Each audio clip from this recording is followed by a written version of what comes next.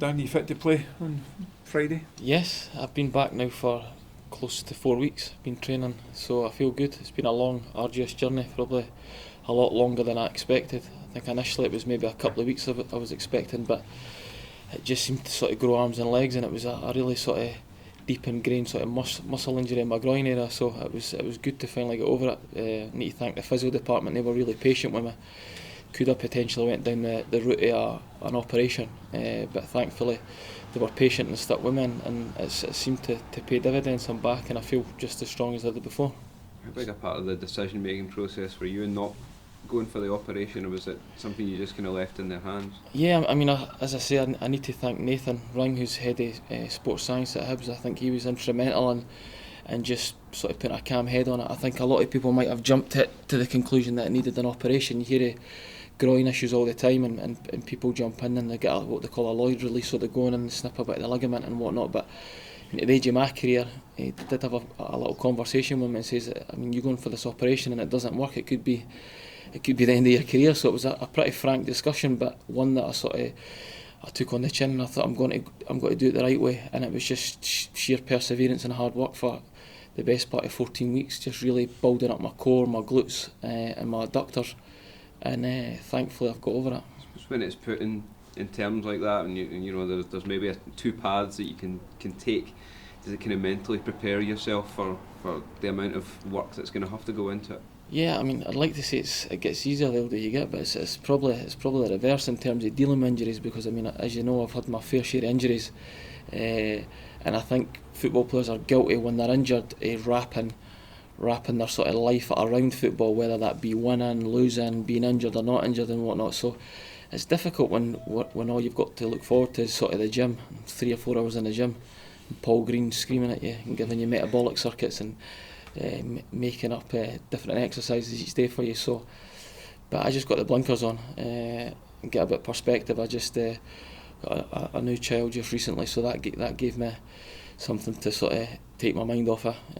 Literally getting woken up every night, but it shows there's more important things than being injured and being in football, albeit that is still very important to me. Was there a point during this process that you thought, I'm maybe not going to get back? I think before with my other injuries, my cruciates and whatnot, this is a 6-month job, or it's an 8-month job, or it's a 9-month job. So you've almost got that little light at the end of the tunnel. But whereas with this one, I'd given it like the best part of 8 weeks before I tried to run on it again, and it still was the same. I couldn't go above a sprint. Every time I'd done anything explosive, I was getting a sharp pain in my groin. So that scared me. I got an MRI scan. I got a radiographer done a CT scan as well, or an ultrasound, should I say, and they weren't finding anything. So that was compounding the issue, because obviously it starts to play on your mind, thinking, are you dreaming that soft tissue problems are sometimes perceived to be in your mind, because there's no sort of physical data to back up what you're feeling. So it was difficult, but I'm a strong-minded individual. I've been through a lot worse, and for me it was just get the blinkers on, work as hard as I can, and hopefully it'll go away, and thankfully it did. Did the experience of those two cruciates when you went to St Mum, are they crucial in terms of getting that mindset and I think it can go two ways, because the experience, I mean,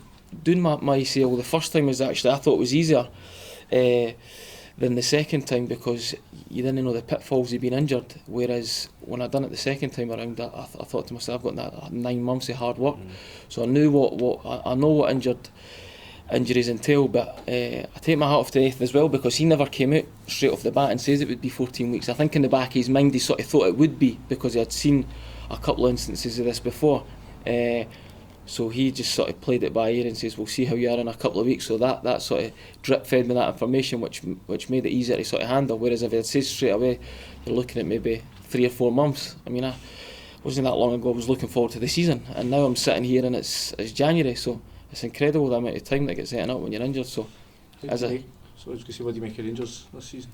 Rangers very good. I think I've been mightily impressed. I think since obviously Stevie Gerrard's taken over, they just seem to be going from strength to strength. I've watched them a few times on European stage and also domestically. I think obviously when they beat us 6-1 at Ibrox, it was a real eye opener. But I think they've since proven, having played other teams there, that it's not a one-off and they can do it regularly. If you turn up and you're not not full tilt, they'll take a few off you. So I've been impressed with them. Do you have any regrets or bitterness at all about the way that your sort of time there came to? No, to I an mean, end? I think I've stated numerous times, I think my year at Rangers was incredible for me. It was an opportunity that I would never have got if it wasn't for Alan McCoist and Durante, and I thoroughly enjoyed it. Played 50 games, enjoyed the stadium, enjoyed the training facilities, all the boys. It was great. The way it ended, I mean, that's just football for you.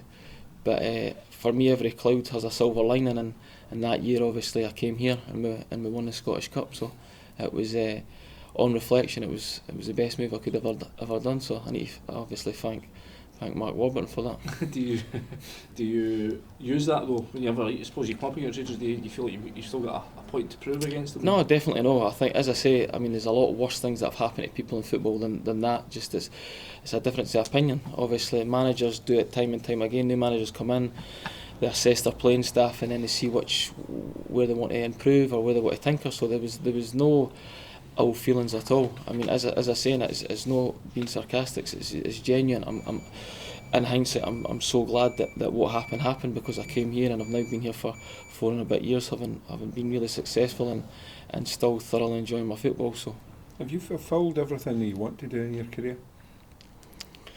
I think winning the Scottish Cup again, seems to always talk about it, but that was definitely just beyond my wildest expectations. It's for the day that I turned professional, just to try and envisage winning the cup with Hibs was just way beyond what I'd ever dreamt of. So in a way, you could probably say that I've eclipsed my expectations.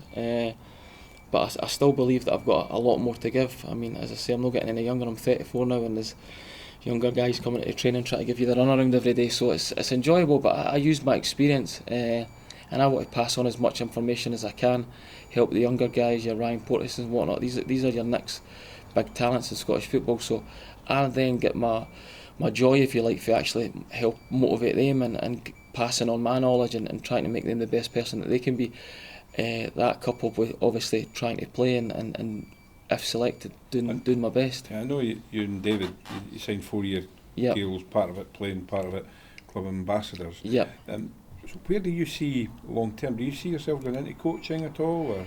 I've done my B licence. I think what was proposed to myself and David is that you're here for 4 years. We want you to play as long as you can play, but there is doors opening to you. So whether that be, I'm hoping to sit my A licence this June, to be honest. So I'm definitely taking steps in the right direction. But if I'm sitting here just now, Brian, to be honest, I'm not 100% sure what's out there for me. I've always just believed working hard every day. I want to, as I say, in my mind, and people might disagree, I still believe that I can contribute in some capacity within this 4-year period. Other people might disagree, but until somebody says otherwise, that'd be my main focus. And anything over and above that, I'm quite happy to do and help out. And as I say, I'm